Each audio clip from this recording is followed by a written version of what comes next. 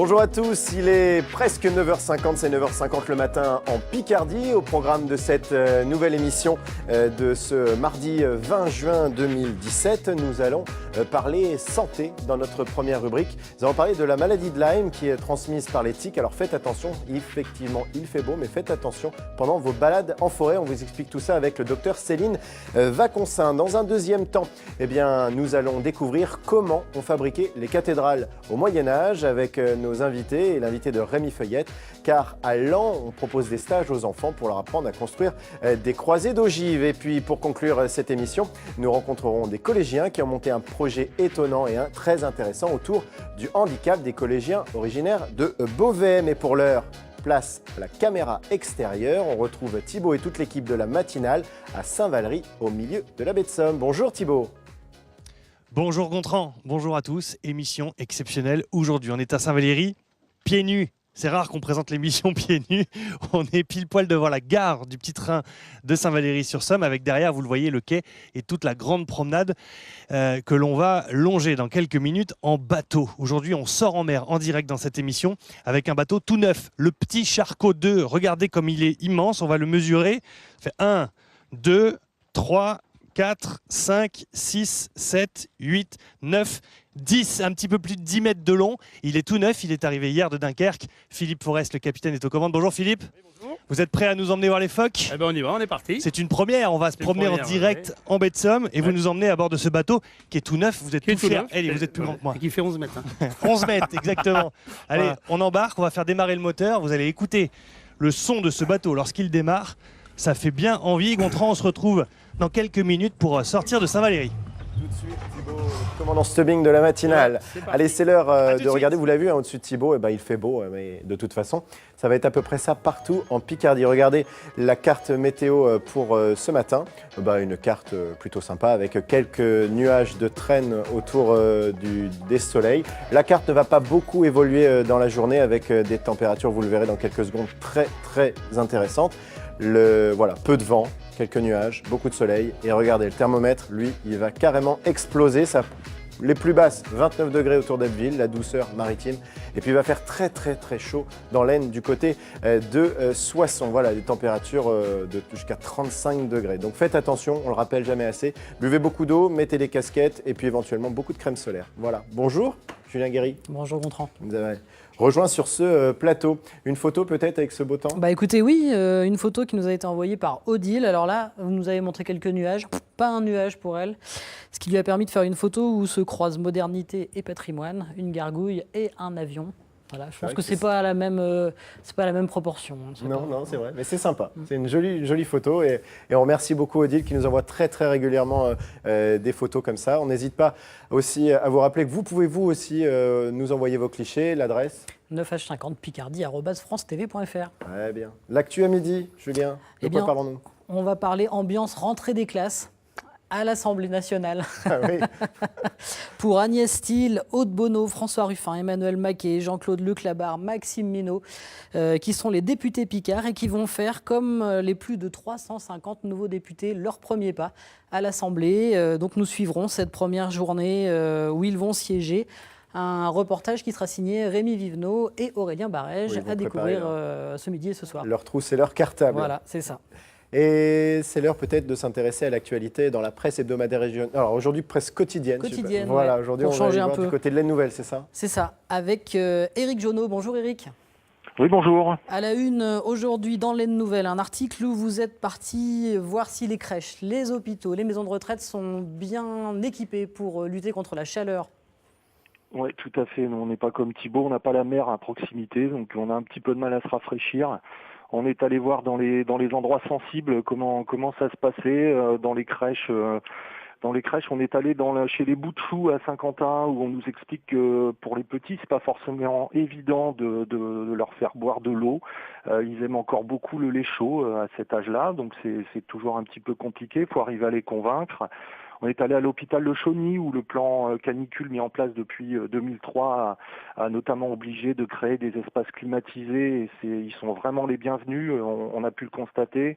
On est allé à la maison de retraite de Guise où certains pensionnaires rechignent parfois à boire de l'eau, alors sauf avec un petit peu de sirop de menthe. Voilà, alors c'est quelques petites anecdotes comme ça, piochées par-ci, de ci, de là. Et on vous raconte tout ça ce matin. Et alors, tout le monde est bien préparé ? Tout le monde est bien préparé, oui, forcément, après tout ce qui s'est passé il y a déjà maintenant 14 ans, avec cet épisode de mortalité de l'été 2003, il y a eu beaucoup de mesures mises en place et aujourd'hui elles portent leurs fruits, tout le monde est bien organisé. Très bien, donc un article à découvrir dans l'Aide Nouvelle en kiosque aujourd'hui. Merci beaucoup Eric, à bientôt. À bientôt, bonne journée. Merci Eric, à bientôt. Et ben voilà. On rappelle, je l'ai dit à la météo, ils viennent le dire, mais on le rappelle, faites attention, buvez beaucoup d'eau. Aujourd'hui, les températures vont aller de 29 à 35 degrés dans l'Aisne. Et là, on parle de température à 1 mètre à l'ombre, donc ça peut monter parfois au-dessus de 40 au soleil. Faites très attention, hydratez-vous. J'en connais un qui doit penser à s'hydrater, c'est Thibaut Risman, toujours à Saint-Valery-sur-Somme, à nous faire découvrir le Petit Charcot, ce bateau qui permet de découvrir les phoques au plus près, au plus près des bancs de phoques. Voilà, au plus près. Regardez. Allez Gontran, ça y est, on est parti. On vient à l'instant de quitter le port de Saint-Valery-sur-Somme. On est à bord du Petit Charcot 2, émission exceptionnelle, je vous le disais, puisqu'on va vous présenter en direct la visite des phoques, celle qui est tant attendue par les touristes qui viennent ici en Picardie. On veut voir les phoques, on veut voir les veaux marins qui sont échoués au large de la pointe du Hourdel. C'est là qu'on est en train de se rendre en fait avec ce bateau tout neuf qui fait vraiment ses premiers 1000 nautiques sur le port de Saint-Valery. On est le long de cette grande digue, cette promenade de Saint-Valery. Quel bureau incroyable, ça, Philippe. On peut pas avoir mieux. Enfin, pour moi, j'en suis très heureux. Non, c'est vrai que c'est un bureau formidable. Vous faites ces sorties régulièrement. Tous les jours. C'est quelque chose qui est incontournable aujourd'hui à Saint-Valery d'essayer d'aller voir les phoques au plus près. Maintenant, oui, parce que les gens, tout le monde sait qu'il y a des phoques en baie de Somme, donc les gens viennent de plus en plus pour voir les phoques. Donc on sort tous les jours de février à mi-novembre. L'organisation sur le bateau, elle est relativement simple. Ce sont des petits postes avancés. Voilà. Chacun est l'un devant l'autre. On se croirait dans vous savez, les parcs d'attractions et les manèges où on est tous accrochés et tout ça. C'est un peu ça, c'est un manège aussi, un manège sur l'eau. Et du coup, il y a une forte liberté aussi. Oui. Après, bon, quand on regarde les phoques, tout ça, les gens peuvent se lever, ils ne sont pas obligés de rester assis comme ça. Mais là, pour la route, on est obligé de faire asseoir les gens. Ouais. Comment vous faites pour vous repérer, pour naviguer? On voit là qu'on a quelques balises rouges devant nous. Vous avez les balises rouges, balises vertes. Quand on sort d'un port, le code maritime, c'est balises rouges sur la droite, balises vertes sur la gauche. Donc même les Anglais sont comme nous, ça change juste de l'autre côté de l'Atlantique où c'est le système américain, c'est l'inverse. Alors, là on est sur quel type de marée? Est-ce que le courant est en train de remonter ou de redescendre? Là il est plein mer, là. La mer va commencer à redescendre. Là, voilà. Donc du coup il faut naviguer dans un certain chenal. Il y a combien de profondeur là? On a 4 mètres 20 de profondeur, mais il est marée haute. Bon, c'est des marées de morteau, c'est des petites marées, donc ils ne montent pas. Parce que là on peut avoir jusqu'à cet endroit-là, on peut avoir jusqu'à 6 mètres d'eau là, de grande marée. Ouais. On voit un phoque, regardez à gauche. Il y a un phoque à droite là-bas, regardez. Sur la gauche, je ne sais pas si Franck derrière la caméra va réussir à l'attraper. On voit la petite tête noire qui dépasse. C'est-à-dire que dès le port de Saint-Valery, finalement, on peut d'ores et déjà en voir. Oui. Regardez, il y en a un autre à gauche là-bas. Et là, en ce moment, il y a les bancs de mulets, comme vous avez pu le voir, le banc de mulets qu'on a vu, qui montent dans la baie pour frayer. Donc les phoques vont les suivre pour les manger, bien sûr. Là, pour eux, là, c'est la bonne époque. Là. Le concept, c'est qu'il y a des phoques absolument partout. Oui. Franck qui est derrière la caméra, je sens qu'il va, il va avoir du souci à se faire pendant cette émission. Parce que regardez, il est en train de vous le trouver en direct. Donc ça, c'est des veaux marins, c'est les plus petits. Ouais. Alors tout à l'heure, on les verra. Là, on voit juste leur tête passer.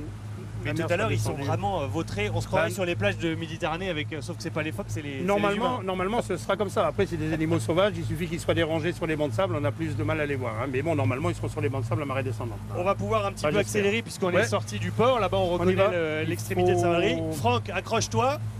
On va envoyer un petit peu du gaz parce qu'on va se rapprocher tout doucement de la pointe du Hourdel.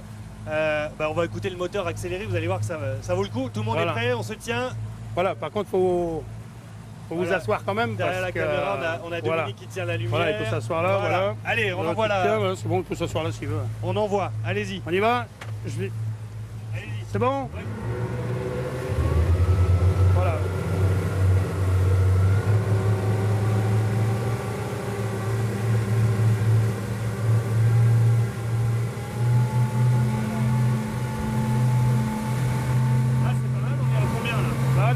24 nœuds, 35 nœuds. Là. Ça fait à peu près du 60 km. 65, ouais. 65, il faut multiplier par 1, 852. En gros, on multiplie par 2, on enlève 10%. Là, on a une stabilité. Là, on a 40 nœuds, tu vois. On a une stabilité qui est... Tout à l'heure, autant quand on est un petit peu à l'arrêt, Ah ouais, ouais. là, on a une stabilité. Ah ouais, à pleine vitesse, il a une stabilité incroyable, heureusement. Parce que, allez, tu peux lâcher la barre à cette vitesse-là, hein, le bateau ne bouge pas. Hein. Alors là, il faut combien de temps pour entre Saint-Valery qu'on vient de quitter et la pointe du Hourdel où on va se... Là, on va se rendre maintenant. là, dans 5 minutes, on y est là. D'accord. À la pointe du Hourdel. Hein. Là, on est à 47 nœuds. L'importance pour vous de faire partager comme ça votre village. Vous êtes du village, vous êtes né ici. C'est important d'emmener les gens comme ça à la découverte de cet endroit que vous aimez tant. Oui, oui, bien sûr. Moi, je suis né ici. Hein. Notre baie, on l'aime.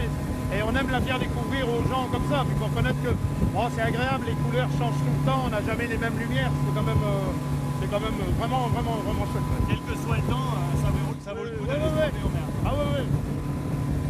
Alors là, vous l'avez vu, on est dans des conditions particulières. Ça nous plaît un petit peu, forcément, même si la mer est plate, même s'il fait un temps de rêve, on est quand même dans une condition d'émission un peu particulière.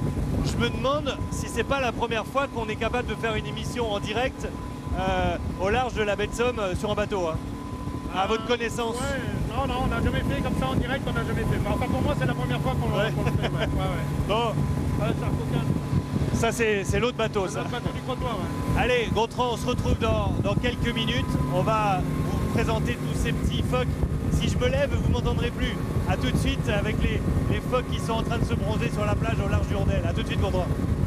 A tout de suite Thibaut, on vous retrouve dans quelques minutes donc à Saint-Valery-sur-Somme au cœur de la baie. 9h50 le matin se poursuit. Dans quelques secondes, nous allons vous parler santé. Nous parlons santé avec le docteur Céline Vaconsin qui est déjà sur ce plateau. Nous parlons de la maladie de Lyme qui est transmise par les tiques. Nous nous intéresserons ensuite à la construction des cathédrales au Moyen-Âge. À Laon, on propose des stages aux enfants pour leur apprendre justement à concevoir, avec des petits bouts de bois, mais quand même, des croisées d'ogives. Et puis on terminera cette émission avec un joli projet porté par des collégiens beauvaisiens autour du handicap. Bonjour, Céline Vaconsin. Bonjour Bertrand.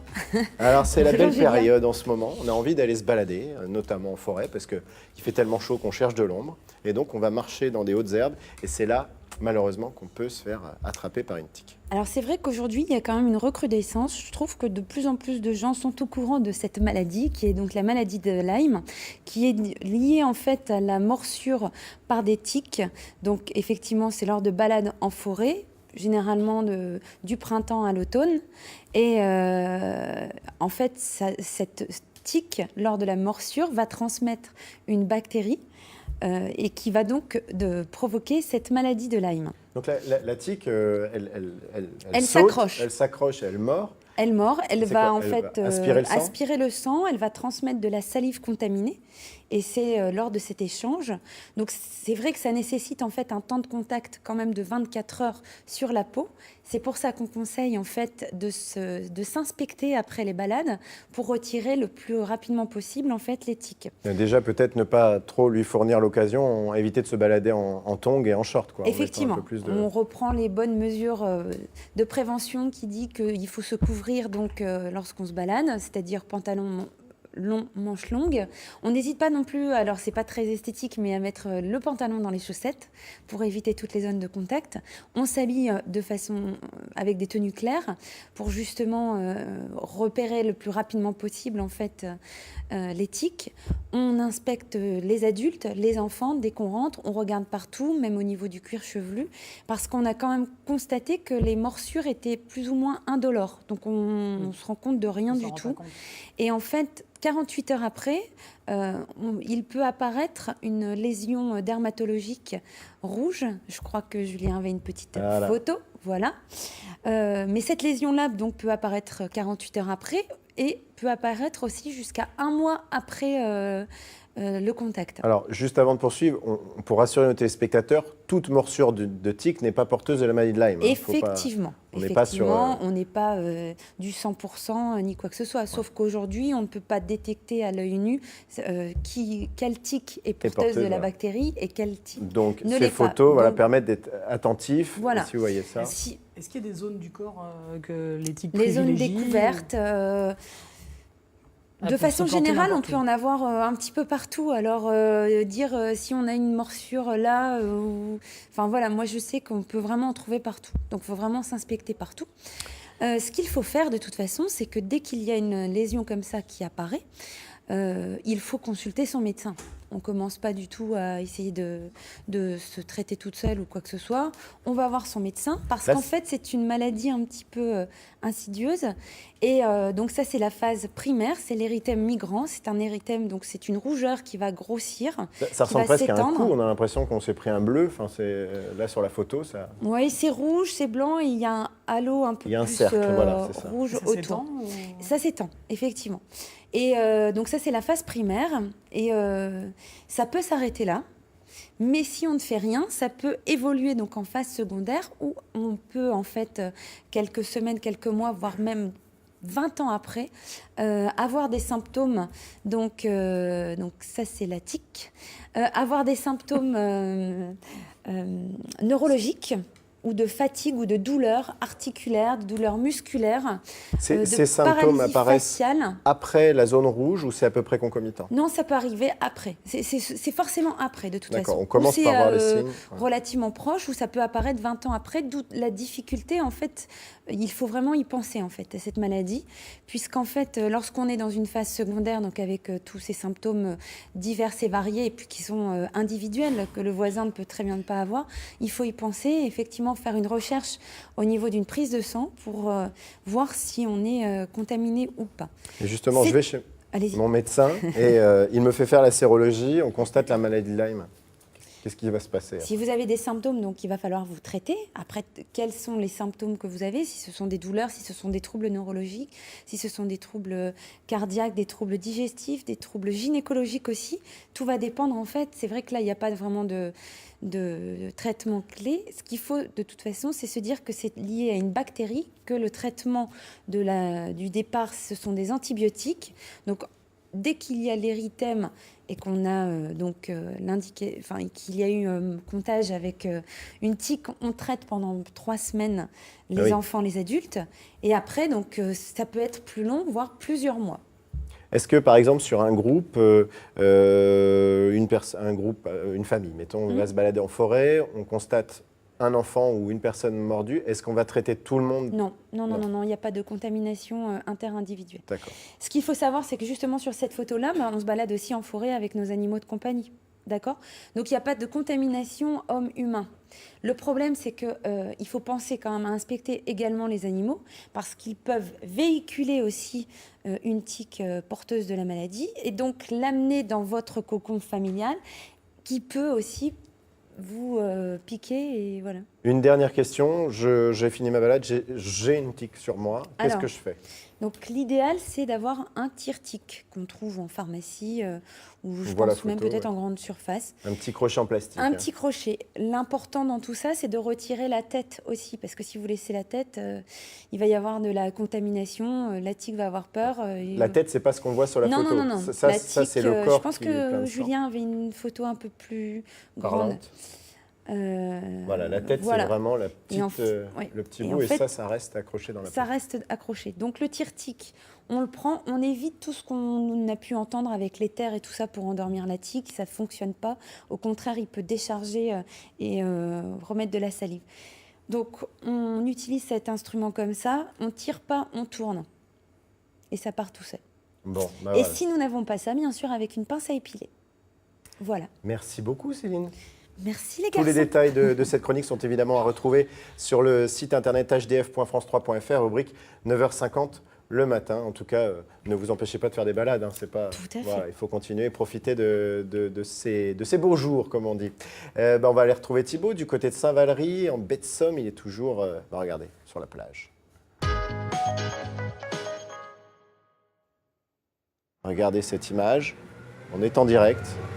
Il y a un moment, et là, ça merde. Hey, Gontran, je ne sais pas si vous m'entendez, mais on est en train d'arriver en direct sur le site. Exactement ce qu'on était en train de dire. Oui. Avec tous les phoques, on est en train d'arriver. C'est bon, on va pouvoir ralentir. Je ne sais pas si vous nous voyez de la terre, Gontran, mais quand je vous dis qu'on est en direct, regardez, on va montrer avec la caméra la petite tente François. avec Vincent Cazé, notre vidéo qui est là. Je ne sais pas s'il nous voit. Vincent, fais-nous coucou si tu nous vois. Voilà, il nous fait signe, regardez.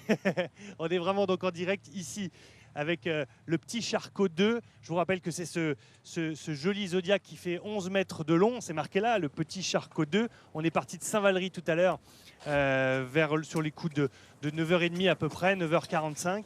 Et du coup, on s'était dit que dans cette émission en direct, on allait vous faire vivre l'approche et la rencontre avec ces fameux phoques et ces veaux marins. Philippe, Oui. Quand on a préparé cette émission, on a pris le pari de dire on va tenter le coup, mais il y a quand même le risque qu'ils ne soient pas là, les phoques. Il y a le risque qu'ils ne soient pas là, parce que le problème, là, c'est cette année, ils sont mis près de la côte, ils sont dérangés par les gens, donc ils se sauvent. Là, on a de la chance, personne n'est venu ce matin, donc on peut les voir là sur les bancs de sable. Voilà. On est exactement au large de la pointe du On Hourdel. est entre la pointe du Hourdel et la mer. La mer se trouve à peu près à 2 km devant nous, hein, donc la Manche, puisque la mer du Nord démarque à partir de Calais. Et la mer se trouve à 14 km de Saint-Valery, donc on est à 12 km de Saint-Valery. D'accord. Et là, regardez, on va s'approcher donc gentiment en direct maintenant avec le bateau. Alors, si vous les voyez à l'écran, l'espèce de petit banc de phoques qui sont échoués sur la plage, ils y sont depuis ce matin, la marée est montée, et là, ils sont en train de se... Et oui, il ne faut pas trop s'approcher parce que sinon, sinon ils vont se barrer. C'est Philippe qui l'a dit, le capitaine. Oui, pardon. L'idée, c'est de... Donc là, on est vraiment en train de faire... le circuit classique, quand vous emmenez comme ça les personnes qui veulent rencontrer les phoques, vous leur faites ce parcours-là. C'est-à-dire qu'on s'approche au plus près, mais sans les déranger, on les respecte aussi. Hein. Voilà, c'est ça. Il faut les respecter. On n'est pas là pour les déranger. En plus, c'est pas notre intérêt. Donc, puis bon, ces animaux, ils ont besoin de se reposer quand même, parce qu'à marée montante, ils en profitent pour aller pêcher.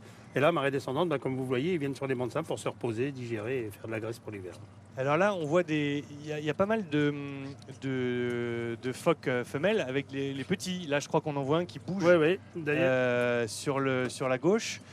C'est la saison. C'est la saison, à partir de juin. Hein, donc, une moyenne de 50 naissances par an. L'année dernière, il y a eu 74 naissances. Hein. C'est énorme. Donc, et il y en a toujours dans l'eau. Il y en a qui... Voilà. En fait, là, ce qui est rigolo quand on arrive comme ça, à proximité de ces phoques-là, c'est qu'on les regarde, mais eux nous regardent encore plus. Là, ils sont en train de nous surveiller. Vous voyez ils nous ont à l'œil, là. Hein. Mais enfin, ils n'ont pas trop peur des bateaux. Si on reste parallèle à eux, comme ça, ils n'ont pas trop peur. Il ne faut pas faire de grands gestes, de grands cris, quoi. Alors, est-ce que vous êtes capable de nous expliquer, avec les images qui vont nous illustrer tout ça, la différence entre un phoque et un veau marin? Les phoques veaux marins, c'est les phoques veaux marins. Et il y a l'autre sorte, c'est les phoques gris. Oui, pardon. Voilà. Donc ça, c'est des phoques veaux marins qu'on voit là. Le type qui s'y connaît, c'est moi. Entre un phoque et un veau marin, mais c'est la même chose. Oui, entre un cheval et une jument, c'est quoi la différence? C'est des chevaux. Voilà. Donc ça, c'est des veaux marins. Alors, ils pèsent en moyenne entre 80 et 120 kg. Ce sont les plus petits. Tandis que les phoques gris sont beaucoup plus gros, ils peuvent atteindre les 250 kg. Hein. Et ils n'ont pas la même morphologie, ils ont une différence de tête qui est différente. Les phoques gris, il y a plus une tête allongée comme un cheval, qu'eux, ils ont des petites têtes arrondies, un peu comme des têtes de chien. Quoi, hein. Ouais. On est à quoi? On est à une cinquantaine de mètres à peu près d'eux. Là, ils entendent ce qu'on dit, ils nous surveillent, ils nous reluquent. Je ne sais pas s'ils nous comprennent, mais ils entendent. Regardez, la caméra va se retourner parce que c'est pas évident. Effectivement, le bateau est grand, mais c'est quand même aussi assez exigu pour nous. Si jamais on s'approche de... Alors, il y a des techniques. Si vous vous approchez droit avec le bateau, on a la garantie qu'ils s'en vont. Si on met les trappes sur eux, ils ont l'impression qu'on va aller sur eux, donc ils vont se sauver tout de suite. Mais vous voyez, si on passe parallèle à eux, ils ne bougent pas. Par contre, ils nous surveillent quand même. Vous voyez, ils ont tous la tête tournée vers nous. Hein. Vous pensez qu'on peut faire un petit demi-tour pour essayer de se rapprocher? J'attends de les avoir dépassés un petit peu. On va refaire un demi-tour et je vais revenir tout de suite. Parce qu'il ne faut pas qu'ils me... je vais faire demi-tour par le large, ça ira mieux, on reviendra tout doucement. On va regarder la manœuvre se faire tranquillement en attendant. Du coup, il y a la caméra, il y a des structures de tous les côtés. Heureusement que notre caméraman n'a pas un micro, parce que si on entendait tout ce qu'il dit derrière la caméra, dès qu'il tape un petit peu. Alors, il y en a un magnifique à gauche, alors. Avec une lumière, regardez, il est très beau ce phoque là avec la lumière, ce veau marin avec son gilet de sauvetage. Voilà, c'était celui-là que je voulais vous montrer, regardez. Qu'est-ce que c'est ça? C'est un veau marin aussi. Alors les phoques gris restent plus vers la réserve ornithologique du Marcanterre. Hein. Il y a une réserve à peu près 100 phoques gris, mais la population des phoques gris est variable. Hein. Un coup vous en avez 150, un coup 50. Tandis que les veaux marins, ça reste assez stable. On reconnaît bien leurs gros yeux noirs qui nous regardent, c'est vraiment mignon. C'est vrai que c'est une nouveauté, ça. C'est-à-dire que jusqu'à maintenant, on n'a pas le droit d'approcher véritablement à pied. Non, c'est interdit de les approcher à moins de 500 mètres. Mais alors là, le problème, c'est que cette année, il n'y a pas de surveillance du tout. Et les gens vont sur les bancs de sable, ils les approchent à 50 mètres et les phoques se sauvent. admiration et respect pour Franck qui est derrière sa caméra et qui essaie de se promener tout en vous montrant sur la droite maintenant parce qu'on a fait demi-tour. En fait, le T-top, c'est pas pratique pour lui. Oui, et surtout qu'il y a une antenne en fait derrière la caméra et que c'est pas forcément évident. Mais là, ce qui est intéressant sur ce plan-là, c'est que vous voyez derrière, il y a des promeneurs. Avec les fils d'optique, on a l'impression qu'ils sont juste à côté, mais ils sont au moins à 300-400 mètres. 300-400 mètres. Là, en fait, les promeneurs, eux, ne le voient pas, les voient pas. Non, ils les voient pas parce qu'il y a une espèce de redon, donc ils les voient pas, ils sont en dessous là. Donc on va se rapprocher de nouveau d'eux. Alors, il ne faut pas tous se mettre du même côté, sinon on va basculer. Gontran, non, il basculera pas le bateau. on se retrouve. On va se rapprocher d'eux et on se retrouve dans 6 minutes à peu près pour de nouveau voir nos copains les phoques. Regardez, ils vont tous à l'eau. Regardez. En fait, ils ont entendu un petit peu de bruit, donc du coup, ils se rapprochent tranquillement de l'eau en se disant... C'est-à-dire quand ils voient des gens passer derrière eux à terre, tout de suite, ils les bougent. Vous voyez, ils voient les gens passer là, et ça les fait bouger tout de suite. Ah oui. Bon, bah voilà. Bah, écoutez, on aura au moins assuré... C'est pas le bateau qui les fait bouger parce qu'on est assez loin. Donc... On aura au moins assuré le coup, mais on se retrouve en direct dans moins de 6 minutes, Gontran, pour vous continuer à vous présenter en direct ces phoques qui font le spectacle pour 9h50 le matin, Picardie. À tout de suite. Et quel spectacle, Thibaut, hein. On rappelle aux téléspectateurs, vous êtes au milieu de la baie avec ces phoques, sous le soleil bien sûr, et en direct, tout ça est en direct. C'est vraiment exceptionnel. Merci Thibaut, on se retrouve dans quelques minutes, le temps de partir au temps des cathédrales avec Loïc Paillet, responsable de l'animation à l'Office de tourisme de Laon, évidemment. Rémi Feuillette, qu'on ne présente plus, notre carnetier préféré. Bonjour messieurs. Bonjour. Et justement, on parlait du temps des cathédrales. On va découvrir avec vous comment on fabriquait les cathédrales à l'époque, et puis surtout qu'on peut apprendre à Laon, avec des stages, jeunes ou moins jeunes d'ailleurs, à apprendre à fabriquer ces cathédrales. Exactement. Alors justement, là vous êtes venu avec quelques éléments qui servent, j'imagine, aux ateliers. C'est quoi l'idée? On va fabriquer soi-même une ogive, une croisée d'ogive, comme on disait? Oui, une croisée d'ogive, une voûte sur croisée d'ogive même, effectivement, qui est qu'on présente souvent comme une des innovations majeures technologiques de l'architecture gothique. Alors, on rappelle, l'architecture gothique, c'est à partir de... Ça arrive au milieu du XIIe siècle. Bon, même si gothique est un terme bien postérieur. En tout cas, c'est ce mode de construction des cathédrales, à peu près le XIIe siècle. On voit à l'image, voilà, ça c'est... Allez, je le dis, moi, c'est ma préférée de Picardie. Tous ceux qui vont me sortir la cathédrale d'Amiens, ben voilà, moi j'assume, c'est la cathédrale de Laon. Voilà, elle est magnifique avec ses tours, avec ses statues d'animaux, de bœufs. Et donc j'imagine que c'est un cadre idéal pour découvrir justement comment on les fabriquait. Et alors comment ça se passe vos ateliers justement? Alors comment ça... Pardon, j'allais dire, à l'époque il avait fallu, c'est Julien qui disait ça tout à l'heure, il fallait genre 60 à 100 ans pour construire une cathédrale. Ben là, en 1 heure, en atelier d'1 heure. Mais oui, bon, c'est une petite cathédrale. Même si c'est un petit élément d'une petite cathédrale. Mais en même temps, on voit quelques images justement de la splendeur de cette cathédrale. De la nef. C'est magnifique. Effectivement. Et tiens, on vient de voir une superbe voûte sur croisée d'ogive. Alors justement, on a la chance de bénéficier du beau temps pendant les vacances scolaires et de proposer cet atelier dans le cloître de la cathédrale, donc qui est contigu, où si on lève les yeux, on peut voir au-dessus de nous effectivement ce que l'on est en train de réaliser au sol. On a d'ailleurs justement quelques images, on va les voir, les enfants qui construisent, qui participent à ces ateliers. Alors explique comment ça se passe. Alors comment ça se passe concrètement? Donc quand les enfants et les plus grands arrivent sur l'atelier, les 4 colonnes que vous voyez ont été mises en place avec également les 4 sommiers. On le voit en plein écran, on verra peut-être un peu mieux, voilà, c'est possible. Les 4 sommiers sont ces tiges latérales qui enserrent, qui couronnent les 4 piliers. Et ensuite, les enfants vont installer... Cette partie en forme d'ogive, là, c'est pas collé. Hein. Là, c'est devant. Si vous pouvez enlever les bouts, on va voir que tout ça est simplement. Rémi, tu tiens. Voilà. Parce que c'est des éléments très fragiles. Tout ça est simplement posé. Et c'est ça le côté extraordinaire de la construction des cathédrales gothiques, c'est que ni clou ni colle, quoi. En gros, voilà. Ça, en fait, les éléments en pierre. En fait, c'est juste le, comment dire, on image en fait quelque chose qu'on retrouve dans la nature tous les jours, qui est un rapport de force en fait, rapport de force physique, la fameuse poussée des forces.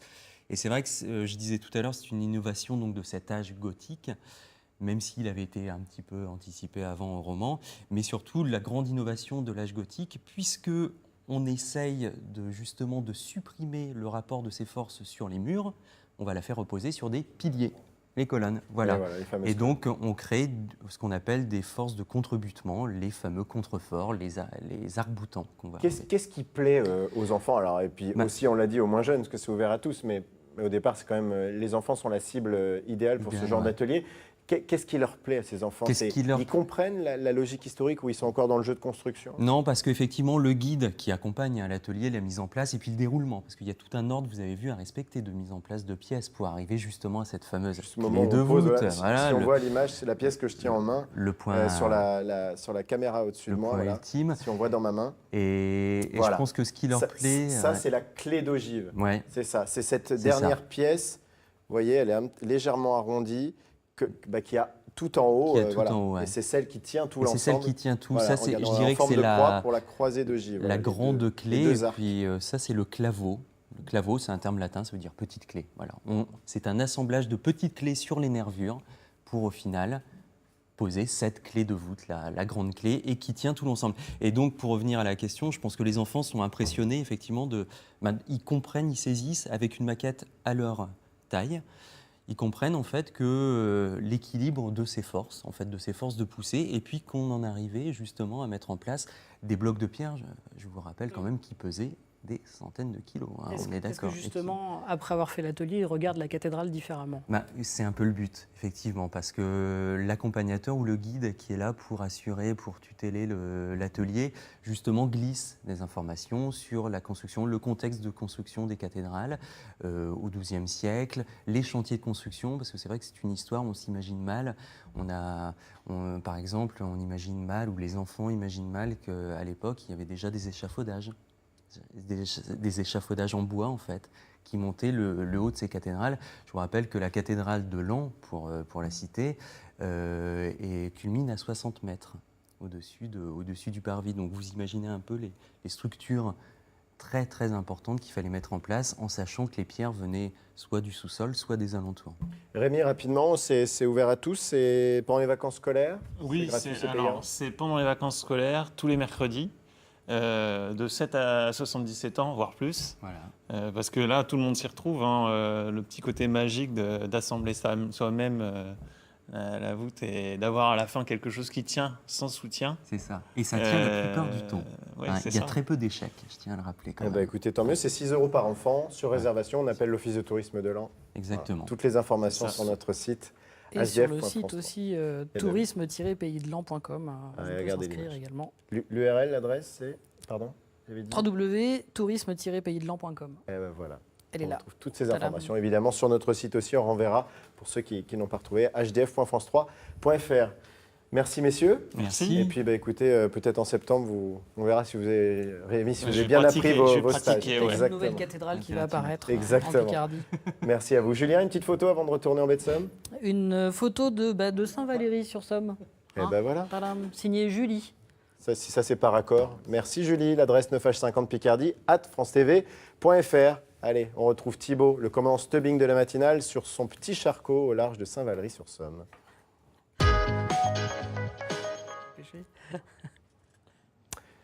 Alors Thibaut, vous êtes toujours, on vous voit là de loin, en direct. Coucou, on vous fait coucou. On est toujours en direct au large de la pointe du Hourdel avec ce petit charcot, magnifique Zodiac de 11 mètres de long qu'on a fait venir de Dunkerque hier. Il vient d'intégrer le port de Saint-Valery pour emmener les personnes qui veulent aller découvrir les phoques au plus près. Et quand je vous dis au plus près, Gontran, regardez, ils sont juste là. On ne peut pas être plus près d'eux, c'est-à-dire qu'ils sont à une petite trentaine de mètres de nous. Et on s'est rapproché tout doucement. On va essayer de repasser à côté d'eux de manière tout à fait parallèle parce qu'on leur explique, quand on passe à côté d'eux, ils n'ont pas peur, Philippe. Hein. Non, ils n'ont pas peur, à condition de passer bien parallèle à eux, ne pas mettre les traves du bateau vers eux, puisque là, ils ont l'impression qu'on approche vraiment, qu'on va vraiment dessus, et là, ils se sauvent. Et surtout qu'il voilà, ce qu'il faut, c'est qu'on ne fasse pas trop de bruit, pas de grands gestes, et ça devrait bien se passer. Ce qui est amusant, c'est la façon dont ils nous regardent. C'est-à-dire qu'on les regarde, mais eux ont aussi le regard braqué sur nous avec leurs gros yeux ronds, leurs billes rondes. Et ils sont en train de nous surveiller. Effectivement, si on s'approche trop, eh bien, ça va les faire... Voilà, puis pas trop bouger, parce que... Ça va les faire partir. Je vais m'approcher de quelques personnes qu'on a embarquées aussi avec nous sur ce bateau pour qui c'est une première et qui sont évidemment, comme nous... touché et ravi avec l'appareil photo dans les mains. Bonjour monsieur, c'est comment, pardon, votre prénom? Frédéric. Frédéric, c'est la première fois que vous venez voir ce spectacle. Et quel spectacle en direct, hein? Oui, surtout ce qui est étonnant, c'est le calme. Ils ont l'air de nous observer. Et donc ça oblige à être dans une sorte de recueillement auprès d'eux, de les regarder à la fois se reposer, quelquefois s'amuser, surveiller. Et c'est vrai que c'est un spectacle assez superbe. La caméra va passer de l'autre côté, on va changer de côté parce que comme ça on pourra vous filmer avec les phoques derrière. Vous avez vu comment le regard suit le bateau? Oui, absolument. On ne sait pas qui les observe. En fait, c'est peut-être nous qui sommes observés par eux, en réalité. Et nous, on croit les voir, les regarder, les comprendre, mais ils comprennent beaucoup mieux que nous, visiblement, nos mouvements. D'où cette lenteur que cela impose. Et ce recueillement aussi, cette observation. Donc on voit beaucoup plus tous les éléments, les oiseaux, le décor, la lumière.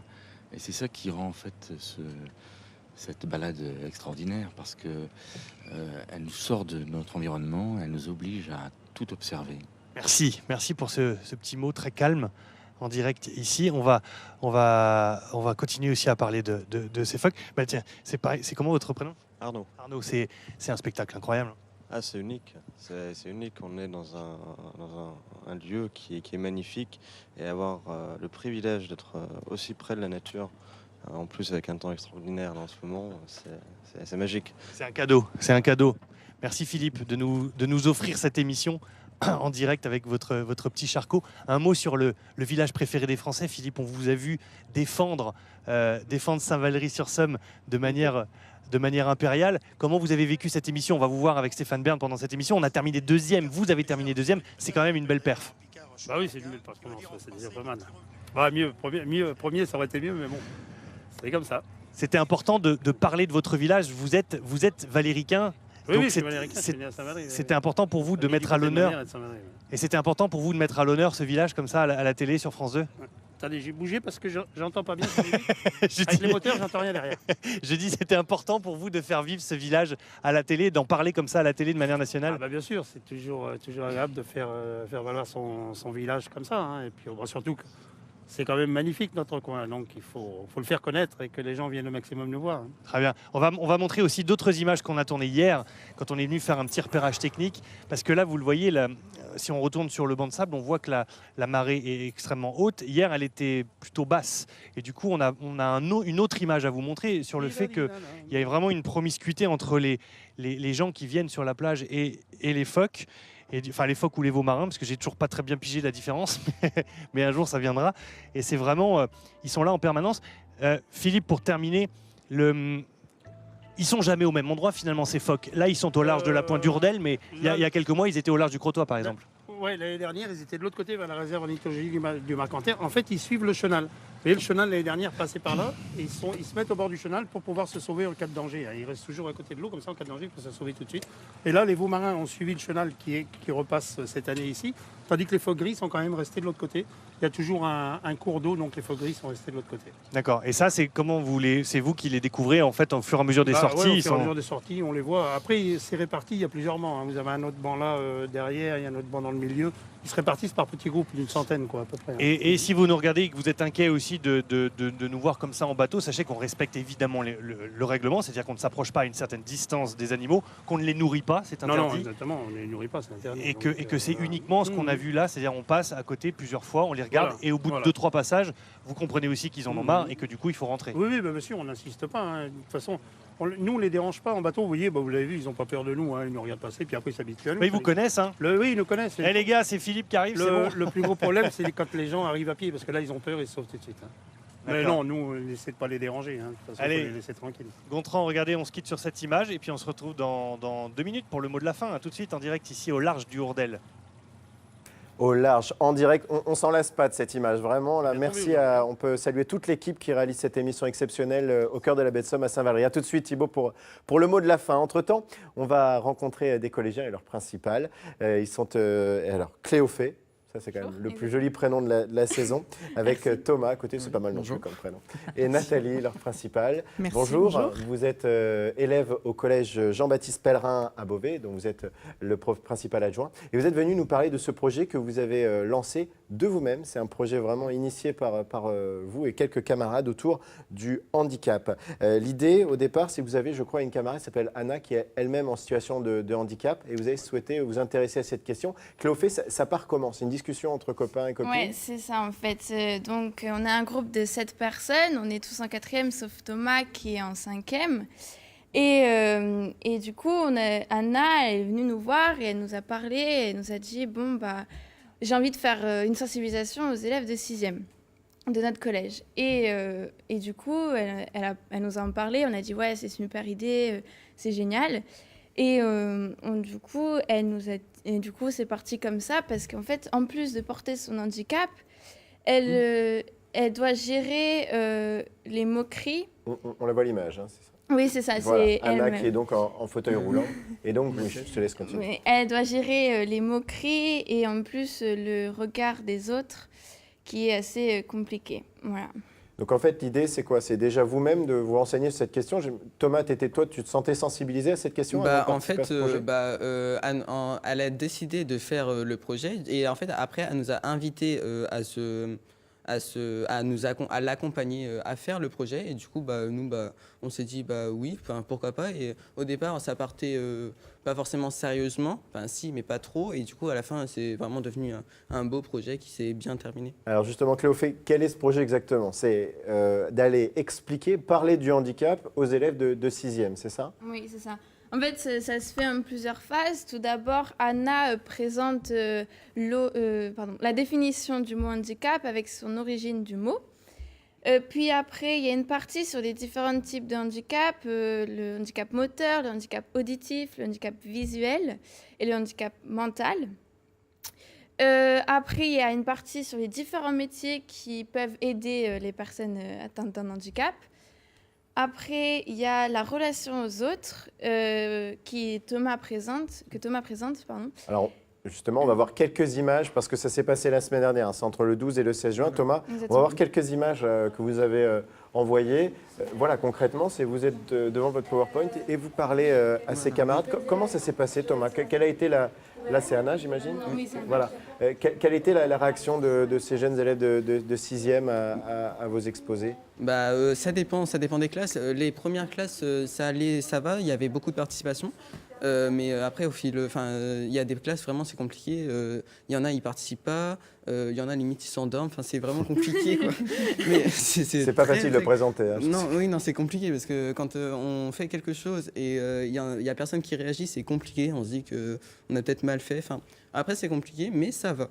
Ça a été, globalement, un défi ça a pour été. les intéresser, justement En fait, non, pas trop. Au départ, c'était vraiment pour les sensibiliser parce que Anna, elle est très touchée par toute critique et moquerie qu'elle reçoit tous les jours au collège, hors du collège, vraiment tous les jours, souvent sur son fauteuil roulant.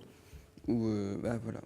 Est-ce que vous deux, entre le moment où vous avez commencé à discuter de ça avec Anna et aujourd'hui, est-ce que vous-même, votre perception du handicap, votre relation aux personnes en situation de handicap, elle a évolué? Est-ce qu'il y a des choses que vous faisiez avant ou des réactions que vous pouviez avoir que vous ne faites plus? Est-ce que vous avez évolué sur cette question? Oui, bien sûr. En fait, en sensibilisant les gens, on s'est sensibilisé nous-mêmes. En fait, ça fait comme un miroir. Et en fait, on a grandi comme ça. Concrètement, c'est quoi, par exemple? C'était la manière d'aborder une personne handicapée ou des gestes ou des choses que tu faisais? Oui, c'est vrai, c'était ça. En fait, au début, moi, je parlais que Anna. Je la connaissais un peu. Et puis, au final, dans notre collège, on a eu la chance d'avoir des autistes qui sont scolarisés. Et on va plus facilement vers les gens, même des personnes non porteurs d'un handicap, quoi.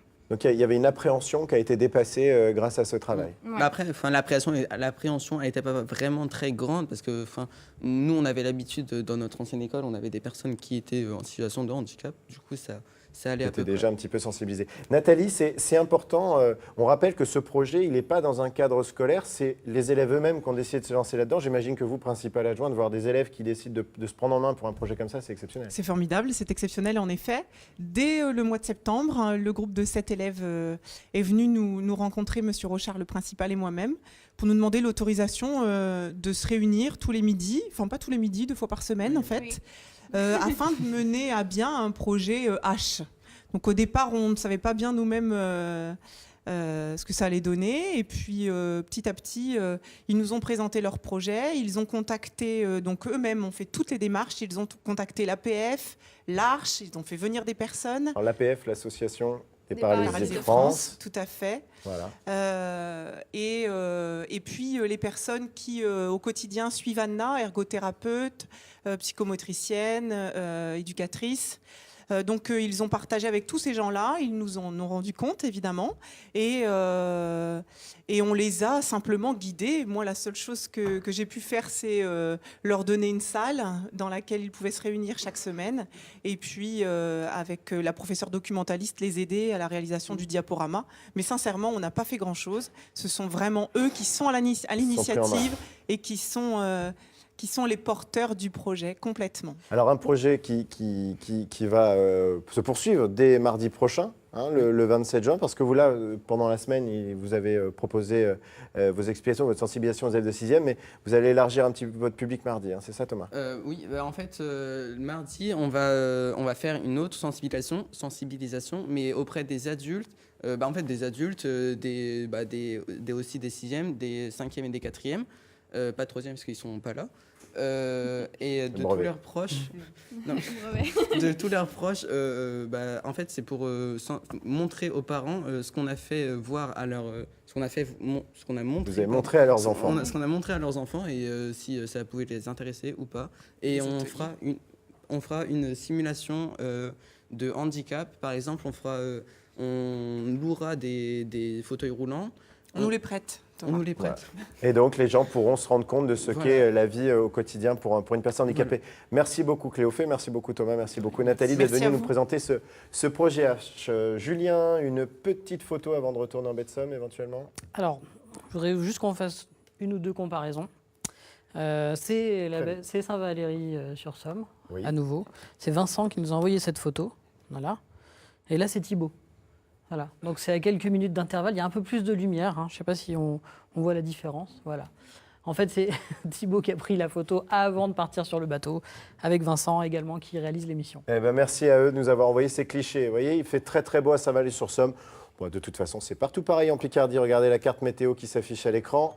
Du soleil, du soleil, du soleil et un petit peu de soleil encore avec des nuages, mais vraiment 3 fois rien, avec des températures elles aussi assez intéressantes. Regardez, de 29 pour les plus basses, si je peux m'exprimer ainsi, jusqu'à 35 degrés à Soissons. Donc on ne le répétera jamais assez par ce genre de température. Et vous n'hésitez pas à boire beaucoup d'eau toute la journée et à vous couvrir et éventuellement mettre de la crème solaire.